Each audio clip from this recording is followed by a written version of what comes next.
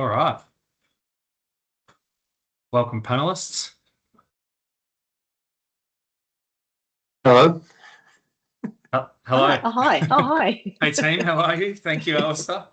Hello. We've got up to 200 registrations today, so just starting at 2 o'clock now. We're just waiting for everyone to trickle in.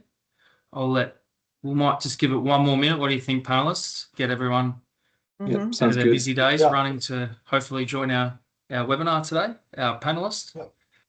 Let's wait. Welcome, everybody, if you're just joining us.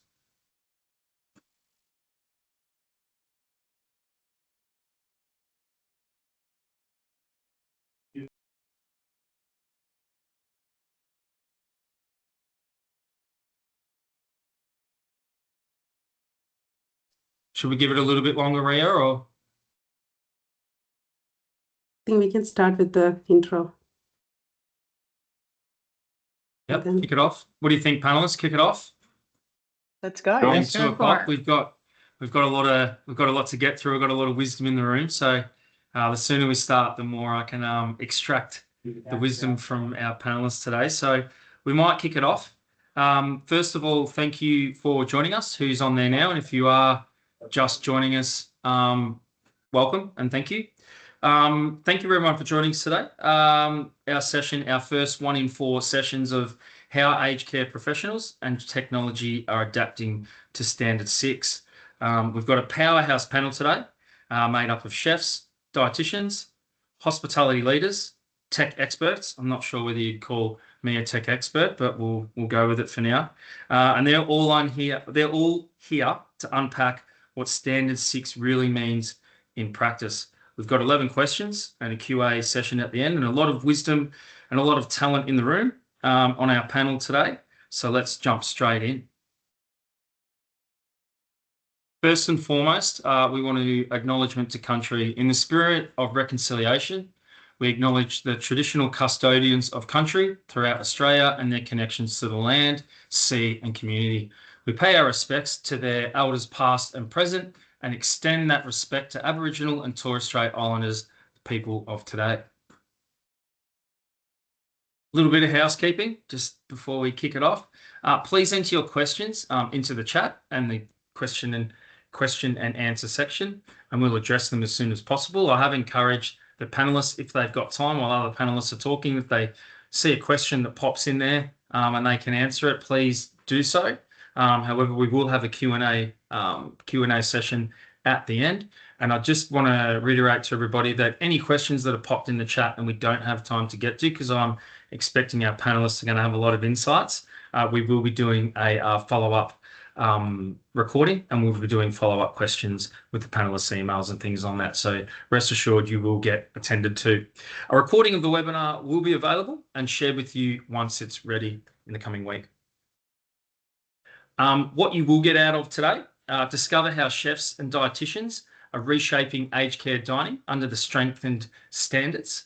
Learn how technology can help drive the transformation. Learn practical strategies to boost satisfaction, compliance, and resident engagement. See how leading providers are transforming menus to meet the new requirements. Walk away with tools, tips, and success stories you can apply immediately after today. Well, maybe not after today because tomorrow is Friday, but into the new week next week. All right, so let's start with introducing, and I will look down a bit to this because I did try and memorize it, but we've got such a robust panel that I will need to look down at my notes while I'm introducing everybody. So let's get started introducing the highly regarded influential Standard 6 trailblazers. But before, hi, I'm Lee Ruane. Up until 6 months ago, I spent my career running Busy Kitchens.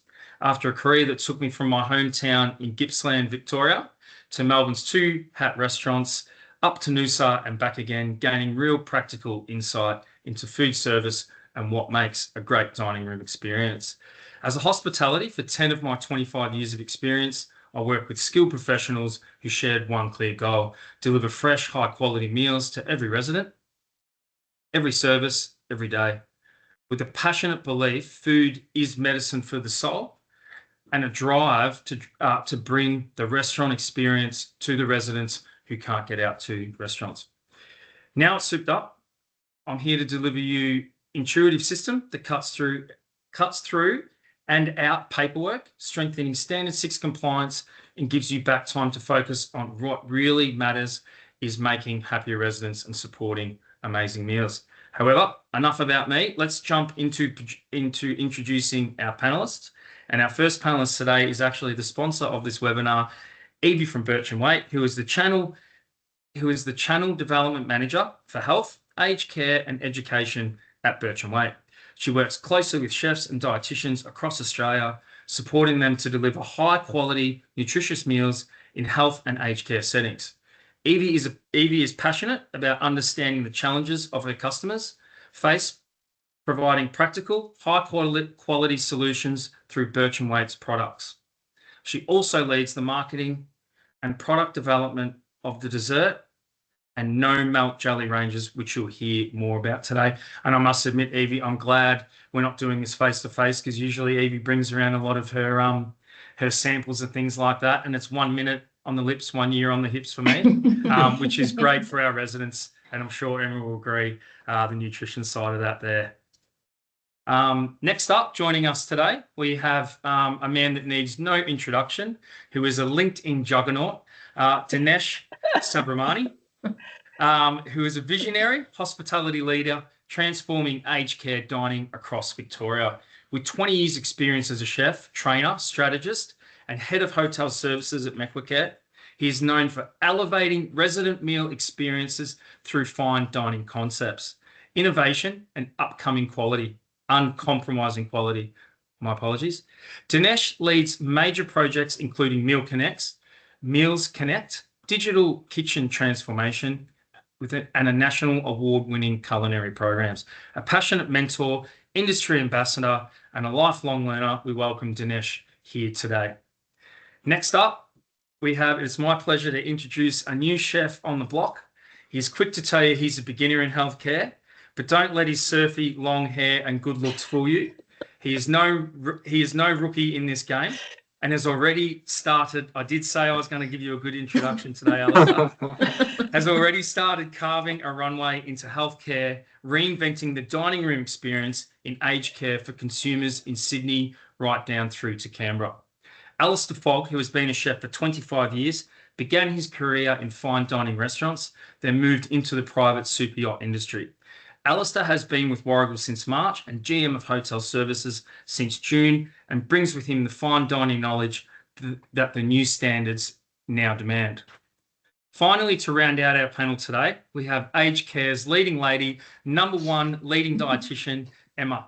Emma Rippon is an accredited practicing dietitian and managing director of Eat Well Nutrition Service. She holds a Bachelor of Nutrition and Dietetics at Deakin University, Bachelor of Health and Science, again at Deakin University, Diploma of Dementia Care, University of Tasmania, and is currently completing an executive education program through Harvard University on AI in healthcare, from strategies to implementation. And suddenly I feel super uneducated. So thanks for that, Emma.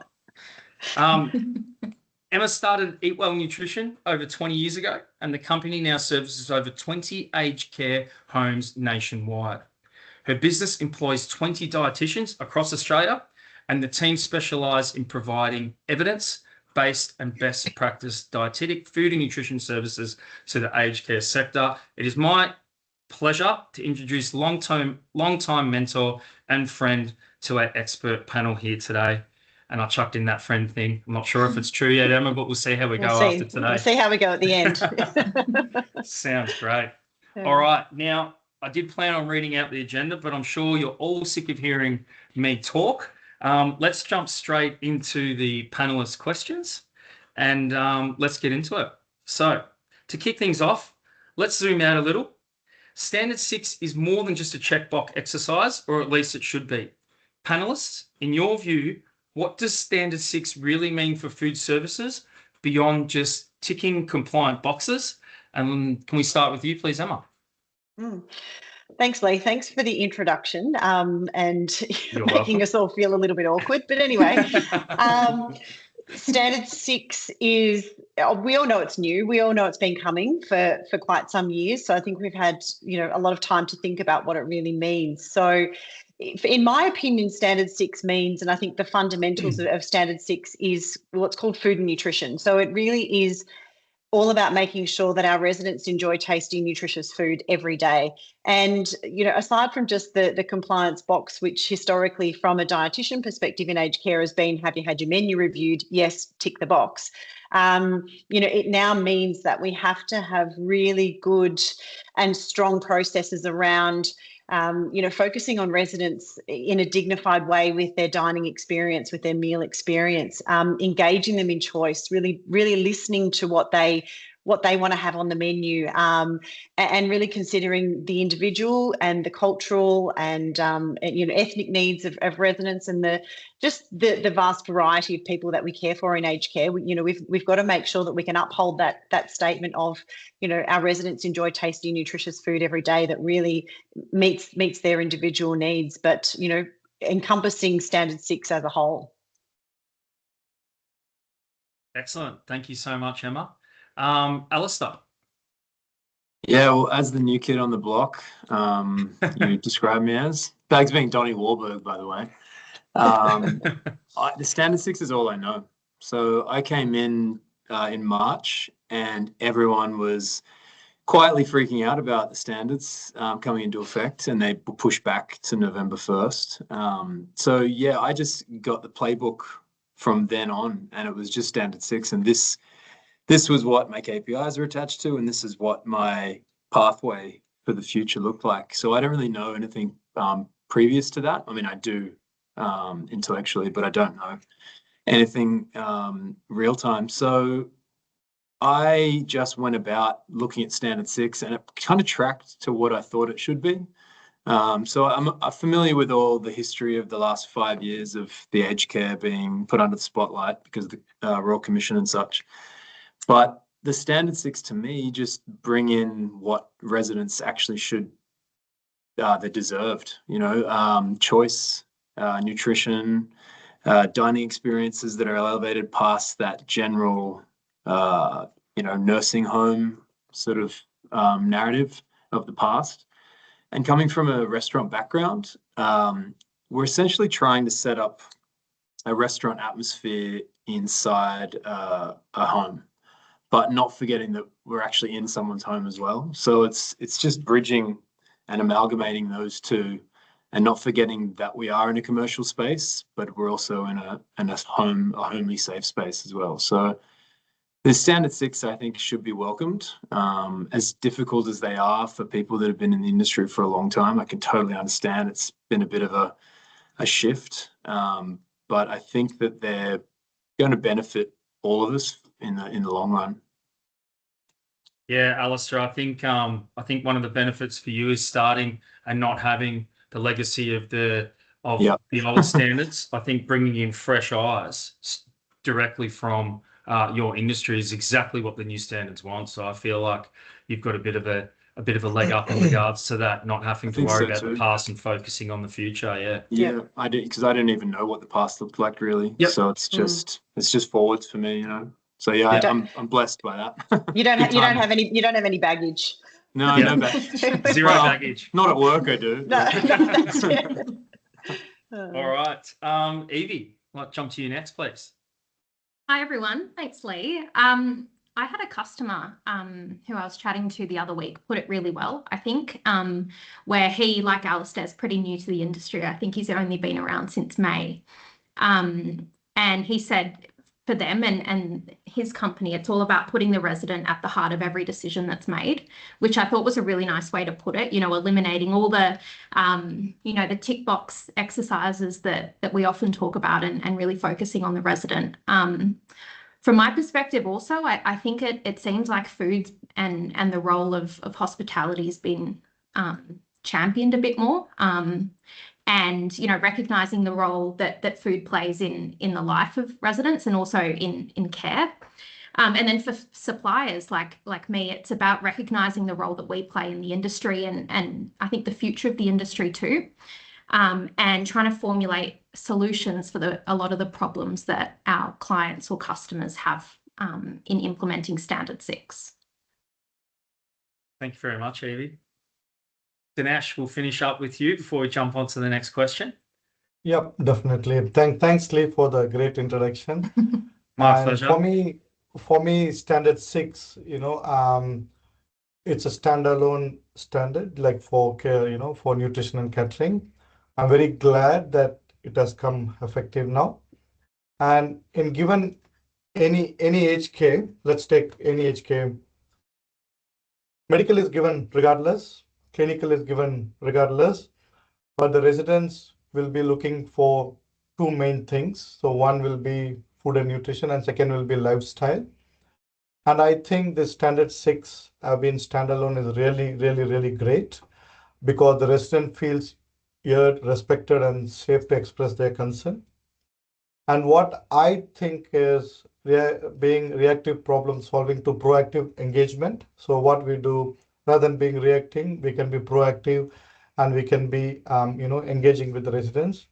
And also with the Standard 6, we can showing resident the voice shapes their dining and living experience. And residents have a voice to talk about, right? So, and for me, it's really amazing. And every day, residents are really looking forward for what is for my breakfast, what is for my lunch, what is for my dinner, supper, morning tea, afternoon tea. And I think I'm really looking forward for this new initiative. So it's Perfect. amazing. Thank you. Thank you so much, Dinesh. And I think the two contrasts between our two panelists today is you've got Alistair with that not knowing the previous standards and Dinesh having to navigate from the old standards through the new standards. So that actually leads me into my next round of questions. And while you've got the spotlight there, Dinesh, I'm going to focus this back on you. Some really great insights from all our panelists there. Let's talk chefs because Standard 6 has really shone the spotlight on your role. Dinesh, while you have seen the role of chefs evolve under Standard 6, are we finally seeing chefs move from back of house to the front of house of everything? So in this situation, I want to say that chefs are not just cooking meals anymore. Yeah, I think the chefs have been partnership with the residents. Mm. And also I encourage all the chefs just to go around and just have a chat with all the residents, and this gives us a great opportunity. It's not because the Standard 6 has come, we have to do this, but always I've been encouraging them to do this.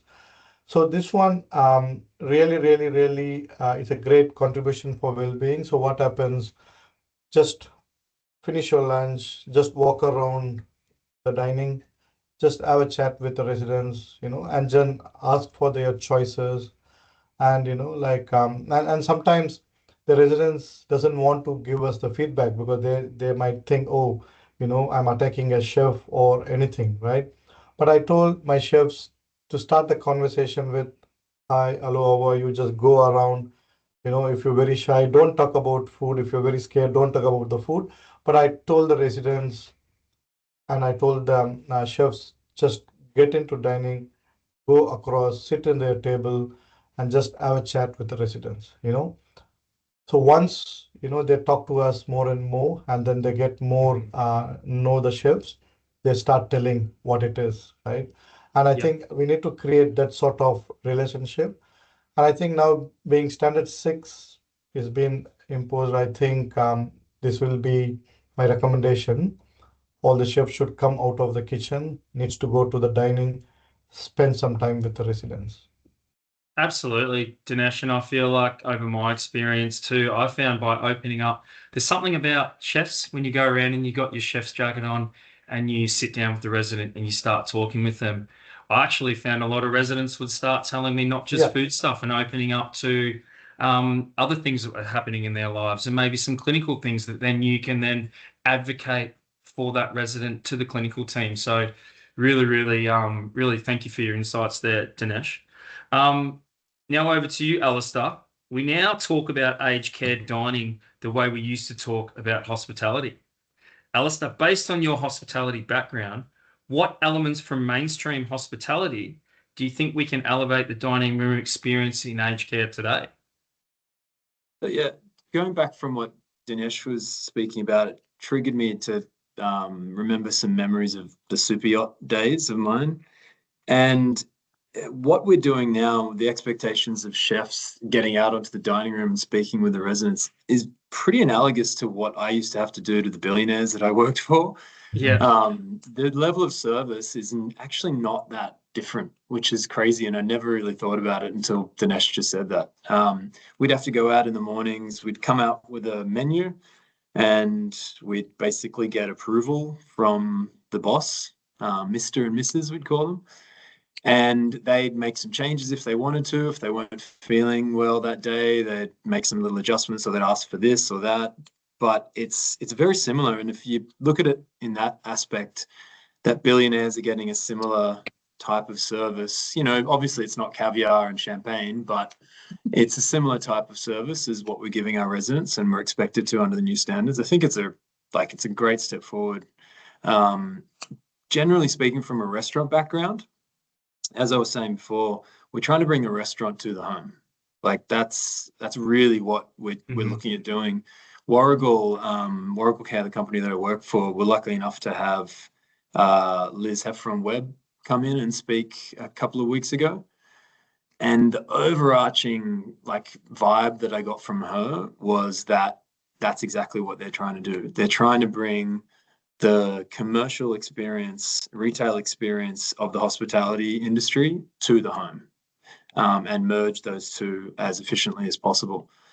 So when you think about a commercial retail situation, is you have to bid and prove yourself for someone's business. You can't just open the doors and expect people are going to waltz in. You know, you've got to push, you've got to create quality of dining, quality of food, quality of service, everything. You got to listen to your customers. You got to have feedback. You've got to listen to the feedback. So we're really going down that route. And if we start looking at everything in that lens, through that lens, I think that it becomes a little bit more clearer. Because I think most people in the hospitality departments of the aged care industry have worked in, you know, the real world hospitality industry. So if you just start to correlate the two and see how can I make that into this, you know, bring them together, I think that it won't be as challenging as if you just look at the standards on paper.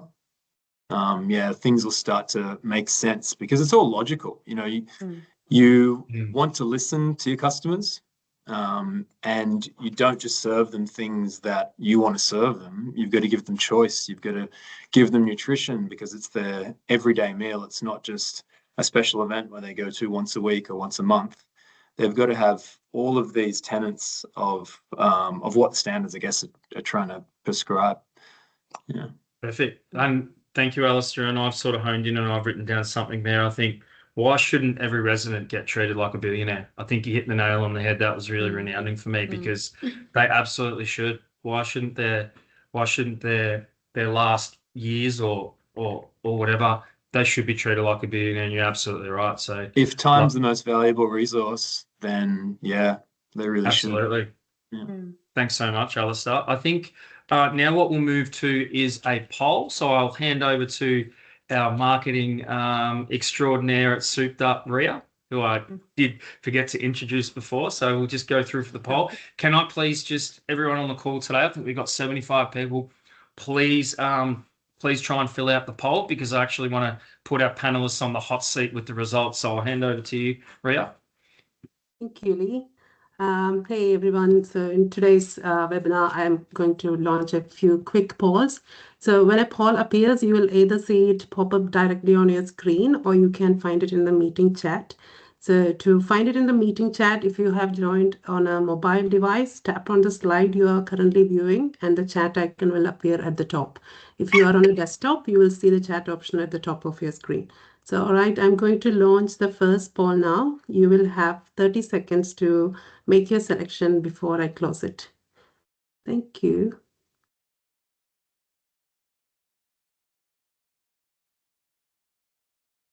I'm going to submit.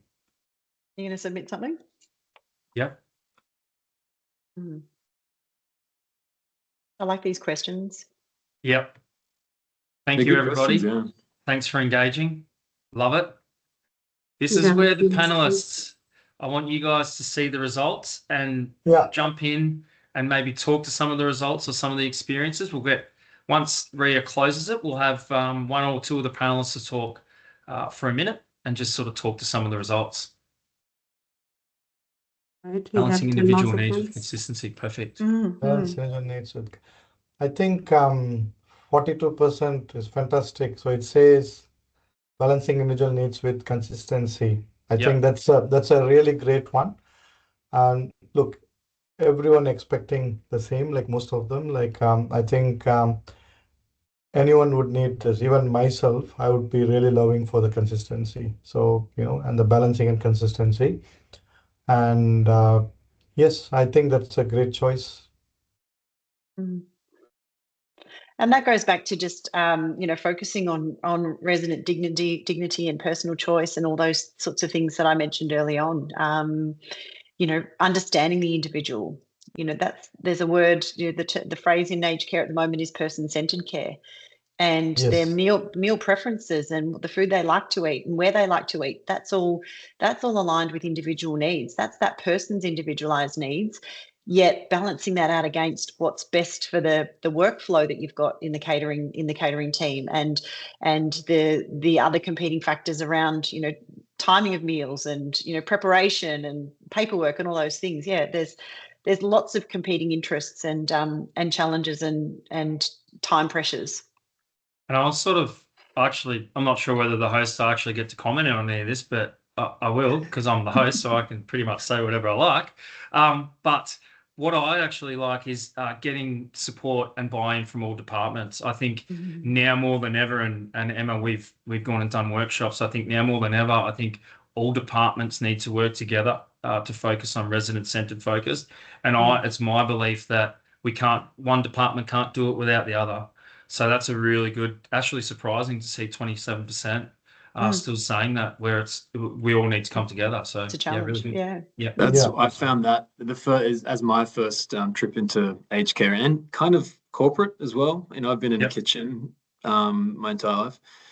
Getting support and buy-in from all departments. Like I found everyone wants to buy in, but they're so used to not having to think about dining as the first and foremost thing that they think about. It's all been care and clinical. So now that everyone's actually starting, they've seen that there's a need for it, and there has been a need for it for a long time. But now the Commission's actually given the value to it. Yep. And companies are starting to put resources towards it. All of a sudden, the departments are realizing that you can't just keep siloed. Like you can't just do your thing. You've actually all got to work together, because a restaurant, at the end of the day, you can't have one person not working with the rest of the team. It's like an army battalion. You can't go to war with silos going on. Yep. And before we move on to the next area, we're finding that from the tech space, from the 12 months from one agent conference to the next, our clients are now saying, well, we need you to work with such and such, or we need you to work with such and such to create that common goal. So it's definitely flowing through everywhere. And it's my belief, even in the tech world, we all serve a purpose. We all need to do it together. So thanks so much for that, guys. All right, now, just want to remind the panelists and myself, so we can get through. We've got some really good content coming up. Everyone's laughing at me, they know what I'm like. We've got some really good content in the section 3.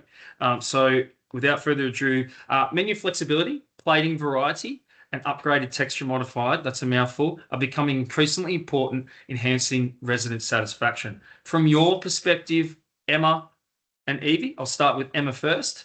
What have been some practical ways to increase resident choice without overwhelming, let's say, the operations, overwhelming the chefs, Alistair and Dinesh? Emma, I'll hand it to you. So that's a really interesting one as well. And I'm going to reflect back on under the new strength and standards. All aged care homes have to now have a menu that's really, really detailed. That menu can no longer just be breakfast, lunch and dinner and a few snacks in between. We have to be able to have a menu that describes and tells the story about what options are available for all of our residents on an everyday basis. So we do have to have all the textual requirements. We do have to list what the options are for someone who's on, you know, texture modified compared to someone who's on a regular. So, you know, it does overwhelm the actual visual nature of a standard menu. And I've noticed particularly that a lot of catering teams and chefs and kitchens look at their menus now and think, what I can't understand it. How can I give this to the residents? You know, how do we know, you know, how can we simplify this for them? And I think one of the main key areas is to firstly, you know, develop a menu that you've designed with your residents, so you actually really know what they like and what they don't like, so we can tailor it that way. But we don't have to overload the choices, and I mean that from the perspective of when people are designing menus, they're often looking at the regular item and then trying to come up with options that would suit soft and bite size and minced, moist and pureed, and trying to fit it all together like a jigsaw. But I think without overwhelming the process, it's more about thinking strategically about can this one meal be adapted in a couple of different ways to actually better meet the majority of everyone's needs, rather than us having, you know, 7 different options that we have to provide for. So I think it's really trying to look at streamlining, still having a menu that does provide choice and options, but just trying to streamline how dishes and how meals and things can be tweaked slightly so that they're more able to fit across the majority of different requirements of a menu. Yeah, great. And Evie, from your perspective, sort of shifting across from the dietitians into sort of the food industry, how can you elaborate a little bit more on that question? Yeah, I think to Emma's point, I talk a lot about choice with my customers, but as I guess a food solution provider, finding ways that you know, we can help enable that choice for residents, but without totally overwhelming the kitchen. So something really simple is, you know, instead of creating 3 different salads with 3 different dressings, you know, make one salad and allow the residents to choose, you know, individual portion dressings. Yeah, great. That's a great Or idea. the same thing, you know, having fish and chips, allow, you know, the resident to choose between an aioli and a tartare sauce or a tomato sauce. Which, you know, I certainly do when I'm out with my friends. Why wouldn't, you know, a resident want to be able to make that choice for themselves? I guess for those of you who don't know Birch & Waite, we're a chef company made by chefs. So I work with a lot of people like, you know, Alistair and Dinesh and Lee. But we're all about creating the next best thing to a chef making a condiment themselves. So that is, you know, no mayonnaise in this world is better than a chef making it him or herself, but we're the next best thing. And where our products are all made in Australia. And one of the great things, which I think really aligns us with aged care in particular, is being a food-focused company. So, you know, our products don't have a bunch of fillers and additives in them. It's all about real food, and I think that really aids nutrition and the nutrition that residents get. The other thing, because I realise I'm rambling here, is all about the mid-meals and snack fridges, which again is something that I think everyone's talking about. And how do you balance, you know, having these 24/7 offerings with all of the different dietary requirements that residents require, you know, standard diets, texture mod. So again, one of the ways that we can help is we've got a range of products that are really nostalgic, you know, a custard, a rice pudding, pineapple jelly, which taste delicious, fantastic. They got a whole bunch of protein in them, but they're also suitable for standard and texture modified diets. So that means that, you know, the resident who wants to eat custard for afternoon tea and is on a standard diet can also enjoy it with their friend who's on a puree diet. So back to the dignity of the resident and that person-centered care. I think that's, yeah, it's a really nice thing to be able to provide. Yeah, and I mean, I suppose the whole thing I'll speak for the chefs, is we've now been sort of told we need so many more different options, and tapping into some of the Birch & Waite products is a great way to offer more consistent choice without necessarily for Alistair and Dinesh to add that extra pressure onto their team. So it's a great way to add choice while ticking all those standard 6 boxes. Thank you so much, Evie. One of the biggest themes in Standard 6 is genuine resident voice, not tokenism. Not here's a suggestion box from 1998 with the yellow, blue and pink forms that hasn't been emptied for the last month or so. So Have any of you had great success involving residents in meal planning? And can you share a moment where resident feedback actually changed a menu item or how our meal was served? Let's kick it off with Emma for this one first. And I will remind everyone, we've got 1 minute so we can get through to the next. 1 minute. Okay, go. Something that has died that I've advocated for and encouraged my team to do is be present at food focus groups or food focus meetings or resident and relative meetings. Whenever food is on the agenda, where possible, we align our dietitian visit to be that same day.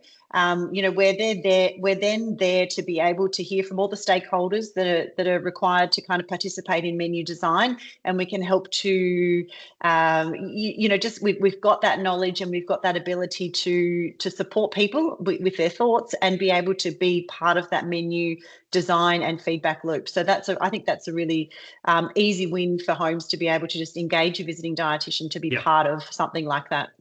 So you suggest actually the dietitian going along to the food focus groups and things like that. So, that's a great idea, Emma. Yeah. Along with the chef would be being great. A contributor. Yeah, absolutely, and taking the heat off some of the chefs who have to go in there. I think that's a great idea. Pushing the dietitian in front of the food focus group and letting you take all the heat at the start. So I've actually designed my new menu based on information from food focus meetings. So and Warragul's actually started its own cookbook using all recipes from residents. So we'll be publishing that pretty soon, which I'm super excited about. It wasn't my initiative, but I'm going to take it next year and I'm going to amplify it because it would be such an amazing thing to have resident recipes from generations. Like imagine if their mother or their grandmother gave it to them and that was featured on the actual home menu. That'd be so cool, Yeah. Beautiful. Absolutely. Dinesh, have you got any I think I skipped over Evie there. Sorry, Evie, you got anything? No, that's right. Dinesh, you go. I've got a little bit at the end. That's right. Yeah, sure. So I will love to give you some real example what we have done now. So we have created a food focus forum, and in that forum, so what happens? I have created a culinary council. So we have 3 areas like Northwest, Southeast, and CBD. So we have selected every term, every quarter, we select the chefs in a culinary council, and then pretty much all the facilities we have done a resident committee as well.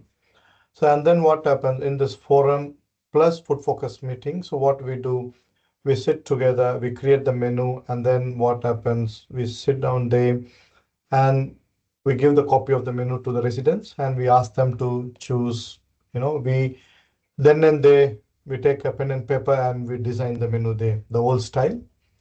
And we put the meeting for 1 hour, but the meeting goes to 4 hours. You can see so much experience are coming up. And even sometimes you get even their life experience, why they want to choose that type of menu. And then, we compile that menu together and we put together and then we give to our dietitian, as Emma said. Definitely, I think that's a good idea, Emma, which you have put in dietitian attending the meeting as well. Yeah, that's something different. But after we created this food focus forum, it is very, very successful. We have no pushback from residents anymore or from the family anymore, because for me, it's their home and it's their menu and they have to choose what they want to have, I think it's very successful at the moment. And maybe I will take Emma's suggestion from next forum for sure.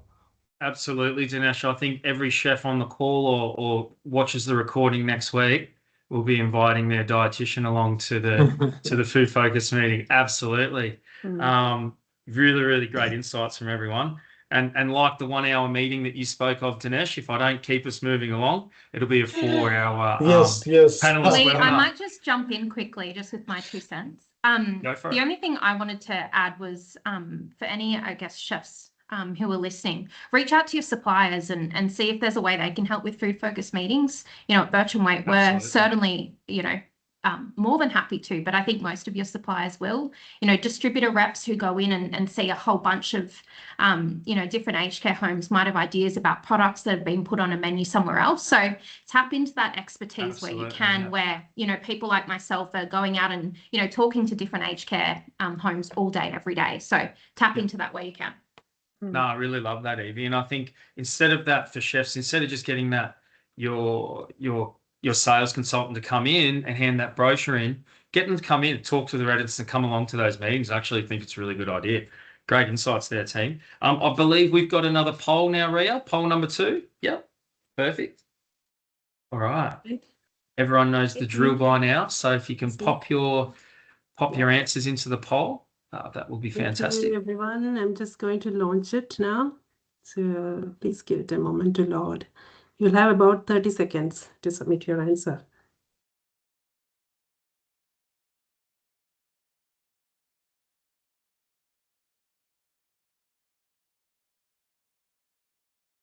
I'm going to click tasting sessions or sample menus. You love that one, don't you? Yeah. Yeah. I think you might have actually taught me that one, actually, Emma, if I'm being truthful. If you weren't here, I would have taken the credit, but you are here, so I can't. So I'll know if you're lying or not. So there you go. Don't stretch the truth. Yeah. What were the size of the homes you worked at, Lee? Sorry? What were the size of the homes you worked at? How many beds, roughly? The largest one was 120. Yeah. Okay. So the largest one was 120. So quite a good size. 6 wings, 6 different serveries, memory sensory unit. Yeah, it was good. Lots of autonomy. I love the responses there. Most people get resident input on meals in the food forum. So I'm just going to again, promote the role of the dietitian. Your dietitian coming along to those food forums will also make your menu review process a lot easier and more straightforward because they've been involved in the design process. They actually know how things work. So you're going to get a more streamlined sort of menu outcome by just asking them to come along. Beautiful. All right, I'm watching the time. So to get through everything, what I might do is, sorry, other panelists, if you had something there. What we might do, we might jump into the next section of questions. So shifting gears a little slightly now, we're a couple of years into the transition of Standard 6, and the first 27 days of implementation has taught us a lot of hard truths. Panelists, what nutritional gaps or risks did you observe early? And what corrective actions are you planning to implement to address those? Alistair, let's start with you. Warragul has always been a really resident-focused company. I can just tell by the culture when I first came in. Everything's about residents. So we haven't had to, and we've put a lot of work in before I was here and in the last year to meet all the Standard 6. But yeah, so we haven't had to shift that much regarding this question. The one thing that I would have to mention would be the fact that we've had to reduce the number of items that may not be nutritionally as valuable as others from the menu, so we have meet those standards. And that kind of conflicts with the choice element of it. Like a lot of residents just want a sausage roll for dinner. So we have to offer that, but then we also have to offer, a whole lot of other nutritionally beneficial items. So that's what I would say was the biggest challenge that we've had. Right, Emma. I think that one of the biggest issues from a dietitian perspective is still safety of IDSI textures. That remains a really key risk area, I think, and it's continuous education and continuing to support catering teams and food service assistants and even clinical teams to really bridge that gap from the provision of food to the safety of what they're actually able to eat. So that's probably one area that does need ongoing. That's just going to be an ongoing piece of work. As an industry, we're never going to solve for it because we've got new people coming into the industry all the time and different levels of experience and education, etc. I see that from a risk perspective. But the other thing that's probably really really evident is that we need to continuously improve. Like, we've got to be able to reflect on what we're doing now, use our audits and our meal audits and our menu reviews and our dining experience audits to be able to drive improvements, because again, I think standard 6 is sitting in that zone of that's what compliance and the quality standards is all about. It is actually progress, not perfection. We've actually got to continue to progress towards better outcomes for the residents through continuous improvement. So that's a key area of focus as well, I think. That phrase you just used to me is perfect. The moment that someone said that to me or something similar to that, it made my job so much easier, because I just came in and I said I have to be perfect straight away. But yeah, it's about progress, and that's what I got from the commissioner as well. She doesn't think that things are going to change overnight. This is going to be a process. So yeah. No, I think it's a really important one for everyone just to keep in the back of their mind. Progress, not perfection. And as long as you can evidence that you're making progress, CIs. Yep, CIs. It's what it's about. So yeah. Perfect. What I might do is I might jump to the next question, because I'm watching the time and I really want to get to the last section, because we've got some really important information that Evie and Emma want to share in the last section. So what I might do is I might actually throw the next question straight to you, Dinesh. How do you strike the right balance between offering variety while still supporting clinical needs? And I'll just put you on the hot seat there. That if you want me to repeat the question, I can. But if you want to take it from there, please feel free to do so. No, all good. It's so nutrition and choice. So what is happening there? All this happens at every time we do our menu, and the resident choose what they would like to have. Then when we send that to dietitian, and then the dietitian looked at it, and then they said, "Oh wow, that's okay." There are some, and I know there you need to be balanced correctly. So what happens? We mainly want to do both together. So we keep still the net nutrition value as it is same. On top of that, what we do is we give the choices as well. So we are not compromising on the nutrition, and at the same time we are giving the choices as well. So as it's been resident focused, and we didn't want to make any shortcuts, so we still want to have the nutrition on right path, and also we want to give the choices as well. Right. I think following on from that, Emma, this is right in your wheelhouse. Did you have anything that you wanted to add to Dinesh's comment there? Yeah, I think again, it's little things like understanding and responding to resident choice. And as we say, we've seen that and we've said it, so much in today's session.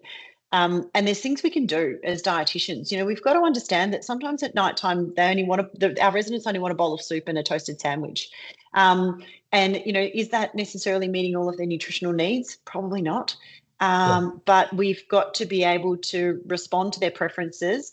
But there's things we can do. Like if they want a toasted cheese sandwich for dinner, we use 2 slices of cheese. We just bulk it up. It's that sandwich is, almost twice as nutritious as it was with just 1 slice of cheese, and they've had a higher protein soup. So, we can still tick off on a lot of our nutrition sort of goals and meeting requirements with a little bit of, just a little bit of understanding about how to tweak recipes and how to do things differently. Right. Thank you so much, Emma.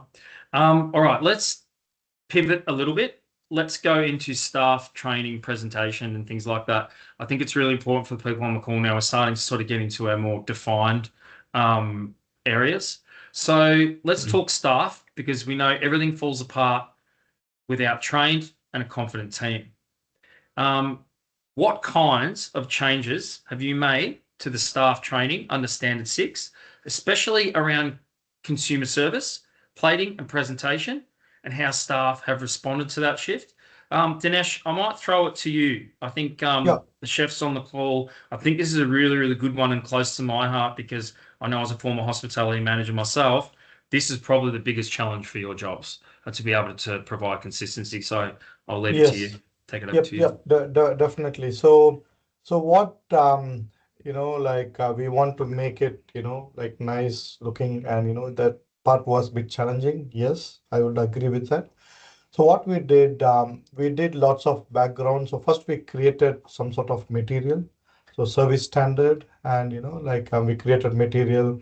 We did lots of training to the staff, and also we have done presentation for the chefs and staff. And every facility where we go, we just show them, okay, this is how you need to plate up, and this is how you need to hold up, and this is how the protein goes, the starch goes, the vegetable goes. And it was like every step we have shown them. So, and then we rechecked them. We asked them to go in a training session. Okay, can you do and show us? And they went back and they did the plating up. It was really challenging for them to understand, especially when it comes to trolley services. They're looking at the time. Oh, it's 5 o'clock. Okay, we need to send the trolley by 5:30, and they want to do faster. We said, no, no, no, no, don't do that way. Let's keep this way. Take it easy. Keep in your mind, this is how the plate. And then we start creating lots of visual menus. And what we did, part of that visual menu, we created all the photographs. So one of the app, we capture all the photos and we leave it over there in the kitchen. And it has visibility to see all the staffs how to serve a meal. So, and also we ask our head chef and chef manager to do a sample plate before, what a chef serving, it can be served from an FSA or from the care staff, right? So what we did, we call all of them for a quick catch up, and then we asked the chef manager to show a sample plate of the main dish and of the second choice, and again of the dessert. So that's what we have been done. Yeah. And it was a bit challenging, but it worked out very well, very well. So that consistency you can see across the board now. So from what I'm getting from you, it's about the education piece, but then it's Yes. about that re-education piece and always circling back so that your staff have that. And as a hospitality manager, sometimes it can be draining. It can be hard to sort of keep going back over and over things again. But I think what you're saying there, Dinesh, is that effort is worth it because Yes. then you start to see the outcomes from your Yes, residents. definitely. Alistair, did you have a 30-second, just a little quick take on that? Yeah, to add to Dinesh, because that's really important. But I come at everything from a culture perspective. So I don't know if anyone's seen the show The Bear. Anyone that's interested in hospitality Absolutely. might have seen it. So when he walked into that restaurant, all the chefs didn't respect him. They wanted him out of there. He wanted to change everything about what they did. And then all of a sudden, slowly but surely, they all started to respect him because he was legit. He was interested in what he was doing. He was passionate. He was producing quality product. And I think that traditionally aged care food has been quite meh, because we haven't really had to produce the high quality meals and offerings and menus.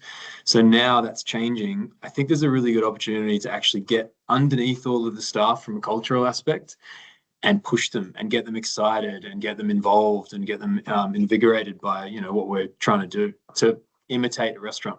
Yeah. Great. Thank you so much, Alistair. Mm. What I'm going to do now is I'm going to jump into technology. It's already changing everything from menu ordering to risk mitigation. How has technology helped so far in supporting Standard 6? And where do you see the biggest potential moving forward, Emma? Okay. This is a really interesting one for me, particularly at the moment. I've like all of us, I know about AI. We've heard about AI, and it's out there in the world. Australia's a bit of a late adapter, especially in the healthcare space. For good reason. It's you've got issues with privacy and confidentiality and all of those things. But I am actually at the moment doing a bit of a course to learn more about AI and the way that it can help us. It can solve for problems. And I'd say the biggest problem that we have in aged care is time.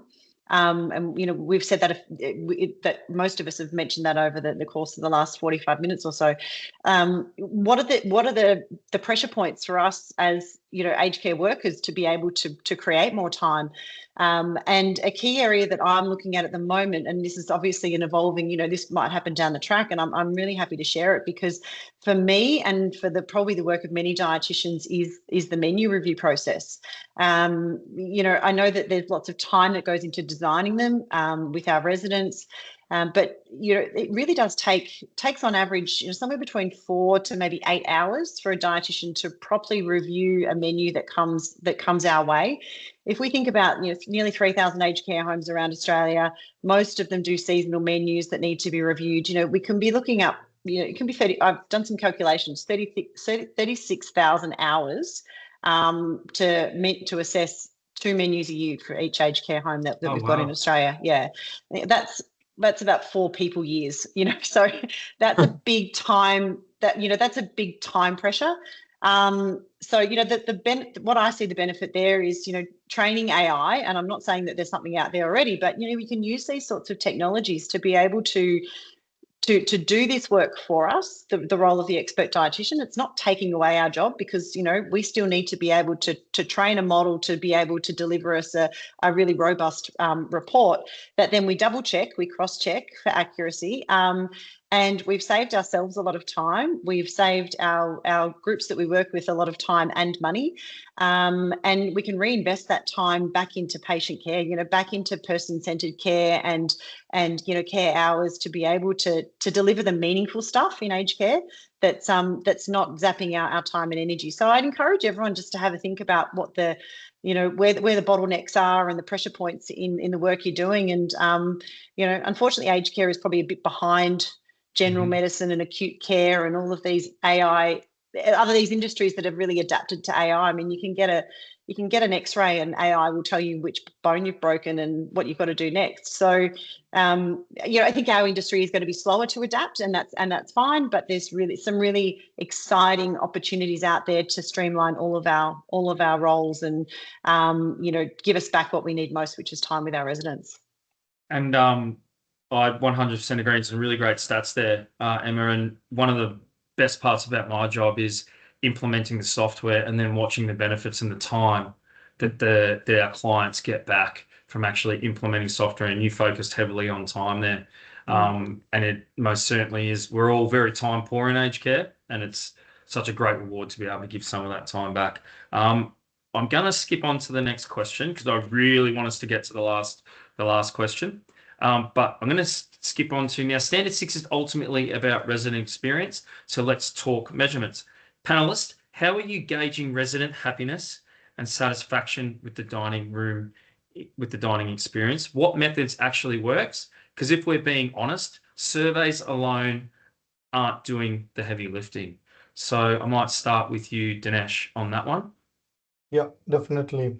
So, definitely we do the weekly survey, and then what happened, we do the weekly survey, and then we capture them in the Food Focus Forum and Food Focus meeting. And also the best part is very organic survey is the chef going to every table and having a chat. And us in hospitality team, so we know who our clients are and we know, right? So we know residents. I would recommend highly, let's go to the residents, sit with them, have a chat with them, and no need to ask them, oh, how was your food today? Did you enjoy your food? No need to throw that question, but slowly we can ask them what better we can do for you, and I see lots of the residents feel confident to come out and tell us, because the resident don't want to dob in the chef. So the resident thinks if they tell something, or they're dobbing the chef, and resident don't want to do that. They want to protect the chefs, because every resident love the chefs, right? And I still remember when I was working as a chef long back. I come Monday morning around 9 o'clock. I know the parking door, which I park and I come upstairs. Around 9 to 9:15, I come to that door. I know residents will be lining up there to show me what happened in the weekend. Yeah. And then when I go for vacation, the resident will have nothing to say, because sometimes you have agencies, sometimes you have casual chefs. So they'll be holding everything for me to come back, and then they tell me that one, oh, Dinesh, you know what? When you were not there, this is what happened. And I think we need to earn the trust from the residents. And the best survey, I would say, like, yes, you have paper format, you have anything you have, but I think there's more organic is we go to resident, and I think we need to earn the trust, sit and have a chat with them, not an open-ended question, like, we can as a conversation. And residents love to have a conversation with us, and they feel very special when we sit with our chef jacket over there, right? And then all we need to do is spend a little bit of time, go around the room, and and then and also I remember a very very good example. I have attended lots of food focus meeting. So, there will be all the residents will be sitting, and there will be a new resident into the facility, and they might raise a concern, right? Oh, today the food, is a bit of salty or anything. But other set of resident will be protecting me from that. So I remember all those moments when I was cooking. And I think the best thing, we know who our clients are, and they are not anywhere far. They're just in front of us. I think we need to go out and sit with them, just have a chat with them. I think that's the best way. That's the best way. Yeah, I think you're right on the money there, Dinesh. Just spending time with them, giving them that time, and that they deserve and they need is the best way. Did any of the panelists want to add onto any of that before we jump into our final question? And Evie, I haven't forgotten you. I've got you lined up for the next question. So we are on 1 hour. If you can stay on for the next 5 minutes, probably the most important part of our webinars coming up. But did anyone want to add anything to Dinesh's last question there before we jump to the last one? I'll just quickly add, again, the role of the dietitian is to do things like audits, meal and menu audits and those sorts of things. So when we're doing meal audits these days, I encourage my team to, we have to make comments around the meal. How did it look? How did it taste? All those sorts of things. And I said, at the end of the day, it's not what we think it tastes like. It's not our opinion. We need to go and ask the residents. What did they think of that meal today that we've assessed? And an example of this was when I was visiting a home a few weeks ago, and lamb's fry was on the menu, and I was doing a meal audit on that particular day. And it's not something that I found enjoyable at all when I tasted it. I weighed it, portion sizes, all of those, presentation, etc. And I thought to myself, my God, how can they eat this? And the 90% of the residents that I spoke to loved it, absolutely loved it. Compliments to the chef, raved about it. So that went into the meal audit. That the resident feedback was overwhelmingly positive. So we just got to be able to again engage with the residents and get their feedback and talk to them about what they think of the meals. I remember to add to that. Yeah, sorry. Don't go, Alistair. Go for it. I was going to say, to add to that, to what Emma said, don't project and don't handle the residents. They've lived a long life. They know when you're lying to them, and they know when you tell them the truth. And yeah, they do. It's very easy to just project what you want, and that's not what they want. Lamb's fry is what they want. That's not what we want. Yeah. Our time will come. Yeah. Cold pressed juices. Thanks, guys, and thanks for everyone. Sorry. I love that. Don't project what you think they want is absolutely amazing. I think straight from fine dining there, my friend. Love it. So for our final question, let's get practical and possibly a little bit spicy. Now, I know that sounds a bit corny, but you weren't going to get away with the webinar without me putting a little food pun in there. So have any of you had visits from the Aged Care Quality and Safety Commission or their agencies since Standard 6 has come into effect? What stood out? What did they focus on? And how were the new standards interpreted in real life practice? And now, Evie, you've been patiently waiting there.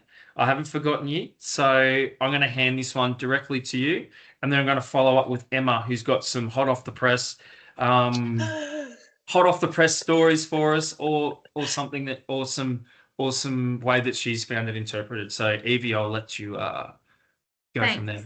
I don't want to take away from all of the hot off the press info Emma's got, but a couple of Probably talked it up too much, but yeah, you've got high expectations. I think Sorry, the one audience. thing I've heard a couple of times now from two separate customers was around plate weight being picked up on, so nutritionally not enough, which Emma, you might be able to talk to in a little bit more technical detail. Yeah, that's a really good opportunity for me just to describe what I've heard. I haven't seen any of this really firsthand yet. But I think what you're referring to there, Evie, and again, I'm going to go back to the one of the key areas that a dietitian is going to be supporting Standard 6 with all the homes is the menu and mealtime assessment. So a mealtime assessment does involve weighing the meal, weighing a regular portion to be able to determine, protein, the protein availability in that meal, and so how much portion sizes we're providing and how that reflects nutritionally on what the residents are having. That all goes into an audit that comes back to the homes. What I've seen happen a few times over the last few weeks, is the assessors actually looking at what the homes have done with that information. So when you get a report back from the dietitian that says inadequate protein provision, please increase portion sizes, have you just left that in a report and in your inbox, or printed it off and put it in a folder and not actioned that? They're looking for action. They're looking for, I'm probably going to go back to progress, not perfection again, and bringing those words into it, which is really just reflecting on being able to identify where we can be better, what we can do better, and not just having a tick box, a report or a menu review that's being ticked and put aside. I think the Commission are really going to be looking for what you're actioning. You're understanding where the gaps are, what we probably need to do differently, and that you've got steps in place to be able to make these improvements to enhance the outcomes of food and nutrition and the standard. So that's probably one of the key things that I've seen over the last few weeks. Fantastic. Thank you so much, Emma.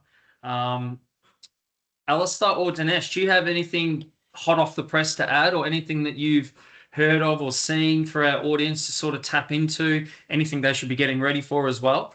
Thank you, Evie and Emma, for sharing that with us. We had just on the eve of the new standards coming into effect, we had 2 homes visits by Commission. It was very interesting. In the exit meeting, I basically just hounded them for an interpretation question, which they couldn't quite answer, which was a little frustrating, but I can understand their point of view. I think this is just a personal anecdotal response, they're actually seeing how these standards play out and on the ground before they start making really harsh decisions. And to go back to Emma's point of progress, not perfection, I really truly believe that's what they're looking for. Continuous improvement strategies, and basically they want to see that the North Star is the standards, the new standards, and not immediate perfection. Because I think a lot of us in the industry is stressing out that we're going to get that Commission audit and you're going to have grey hair the next day like me. But you've just got to just stop and say, this is what we're trying to achieve. We're not going to achieve it immediately, but we want to get there at some point, as quickly as possible, but at some point. And then you won't be running around like a headless chicken trying to meet all the standards immediately. No, great advice. Thanks, Alistair. And can I just add something a bit more to what I was saying about continuous improvement in catering and food and nutrition? And I know it's not something that a lot of, kitchen teams or catering teams have had to do before. So don't feel like you need to understand what it's all about. You've got clinical teams, you've got quality managers on site, you've got other people that understand what continuous improvement is and how to do action plans and how to move forward. So I think it's going back to, again, collaborating with the key people on site and all working together. Like it's not just the kitchen having to work this stuff out. Everyone else is there to support you because we've all got that common goal. There's so much knowledge and resources in every company, and we just need to collaborate. Yeah, exactly right. Yeah, and it's funny, my notes as you were talking was to segue back to, it really comes back to the collaboration and all of us working together and not sort of freaking out, but just putting our heads together, taking our time and making sure we we do it together as a team. And leaning on companies like Souped Up and Birch and Wade as well. You know, like Souped Up has been really helpful for me personally. Lee's been really supportive. I'm not plugging you. I'm actually just being honest. And as Evie said, you know, just like lean on the people that we pay, because we're giving them money anyway, and they're all in the industry for a reason. They're not in it just to make money to live. They're actually in it because they care. Yeah. So yeah, lean on them as much as possible. And dietitians, the right dietitian is absolutely invaluable. And I've had a recent experience with Emma and her team, and I couldn't believe the difference between what I experienced with them and what I'd experienced in the past. So if you're not happy with your dietitian, switch. Yeah. Yeah. I definitely suggest that. It's been very kind and generous, Alistair. Thank you for that. You've spoken very highly of all of us, and I think again, you know, in what you've said about us, I think it's really refreshing to have you to be able to complement the you know, the challenges and the frustrations that the industry has faced over the years, and you've just got a fresh approach. And I think it's really invigorating that we can actually see that, hey, you know, it's not, it doesn't have to be the way that it was. And there's always, you know, an injection of new ideas that comes through that's really valuable for everyone to learn from. So, yeah, thank you. I love it. It's a big love fest at the moment. It is. It's it's about collaboration and working together. And I think the reason I asked the panelists to come along today is for exactly that point. I wanted you guys to see what collaboration and working together in the new standards looks like. So you've actually played right into my plan, panelists. Thank you so much. Yeah, no problem. We do have still 57 people with us. So I wanted to move across to Q&A before we close the session. Now I can see that there is one question, and after you've just pumped us all up, you've got one question that's come through to Alistair. So Alistair, the question from Mike Steinberg is, do you manage all of your home menus separately or centralized, i.e. the same? So when I came in, it was all separately. So we've got 7 homes that are externally catered and 6 homes are internally catered. We're looking to even those up. We're looking down the process of either going all internal or all external. My preference is internal. So at the moment, when I started, there were 4 homes in the south that were running a standardized menu and 2 homes in the north that were running a separate menu, so individual menus. Next menu cycle that's coming in, hopefully before the end of the year, will be standardized for all 6 of the internally catered homes. And my dream is to have all 13 on the standardized menu. I just think from a organizational, compliance, financial consistency viewpoint, it's a lot more beneficial to run a standardized menu. It's, you know, unless you've got absolute rock stars in each kitchen, it'd be very, very difficult from an operational standpoint to run individual menus. Yeah. And what I'm going to jump in there with Alistair, because we've done a bit of work with your menu, and so has Emma. I think what we're finding now across the board with our clients is that sometimes they might have a centralized menu, and that might differ a tiny little bit depending on cultural needs or food focus needs or things like that as well. So that's something that's heavily coming through. But like I'll just talk.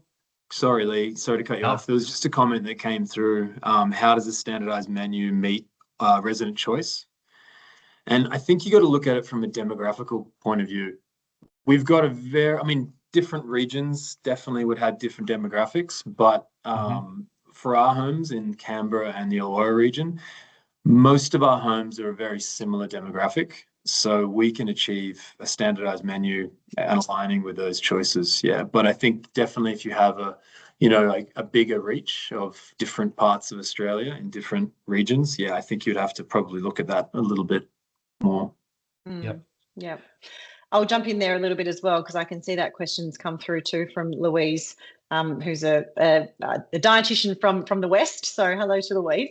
I think what we're trying to do with a lot of standardized menus too is setting some parameters, which Louise you'd be familiar with, around, protein provision, and, you can make subtle changes here and there, but that's all built into a really strong menu design and catering policy and procedure around what homes can and can't modify.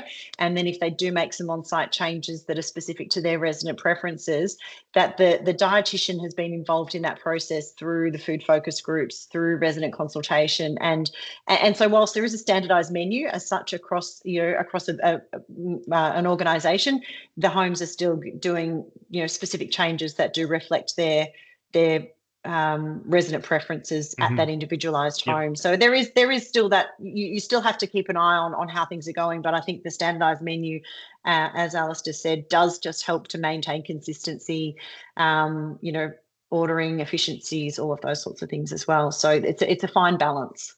Yep. And a fine balance we're all becoming accustomed to. Isn't so easy at all times, but we're all in it together and navigating it quite well. If there's no more questions, we have gone over time, and thank you, everyone. Hang on, there's a couple that have just come through. Okay, perfectly. So we've got Rupak. I think Rupak's from the West as well, so thank you for joining us. How do you handle conflicting feedback or preferences from residents? For example, 10 residents request more curry dishes, while another 10 prefer fewer curry options on the menu. Soft vegetables versus too soft. Does anyone any of our panelists want to answer that? Jump in for Rupak there. Yeah, I'll jump in. I think Dinesh should answer this as well, and Emma. Yeah, sure. I think that, for instance, a simple a solution would be to offer a dish that could be served with or without the sauce. So let's just say, slow braised beef could be served alone with a gravy, but it could also be served with a vindaloo curry sauce poured on top of it after you serve it. So that's where, like, similar to what Evie was saying, is you can have one meal choice, but then you could have alternate options, sauces, condiments to go with it. That's, I think, a good solution. Yeah, great idea. Thanks, Alistair. Dinesh or Emma or even Evie, do you want to add to Rupak's question? My other thoughts there too are, I've been to visit an aged care home before where the residents didn't like curry, and I'll use curry as an example because it came to mind straight away. The residents are, typically I think it was in the farming district, so they were very much meat and 3 veg type preferences from the consumers, and the chef that came to work at the home was of an Indian background, and 3 months later everyone loved curry. Because they actually adapted, and the chef worked with them in such a way that that they enjoyed the aroma, they enjoyed the presentation, they just really fell in love with the cooking of the chef and the way things were done. So I think it all comes down to taste, and if residents can be open to trying different things, and it's cooked well and it's tasty and nutritious, then I think there's a good way of being able to meet a lot of preferences if food's just done really well. Yeah, I agree. All right. Well, I do know there is one more question in there, but that's probably all we've got time for today. So first of all, I want to thank all the audience for coming along and joining with us and staying with us. We've still got 51 people online, so thank you so much. Thank you to Birch & Waite for sponsoring the event. Thank you to Emma at Eat Well Nutrition, to Dinesh at Mequicare, and to Alistair at Warrigal. And thank you to Ria for putting together this. You don't go unnoticed over there, because none of this could have got put together without you. So thank you so much. Please go and have a wonderful afternoon. This is our first in 4 series, so we do encourage you to come along to the next ones, and we're looking forward to having you. And thank you so much for attending. And please look out in your emails for a record of this. I can see if you're nodding there, Ria, if I'm saying the right thing, and we will have a sheet that go out with the panelists' emails. So if you want to reach out at any further time to touch in and tap into their knowledge, that will be coming out as well. So again, thank you, everybody, and we'll see you at the next one. Take care. Thank you. Thanks, everyone. Thanks, Lee. Thanks, everyone. See ya. Thanks, Lee. Bye-bye. See you guys.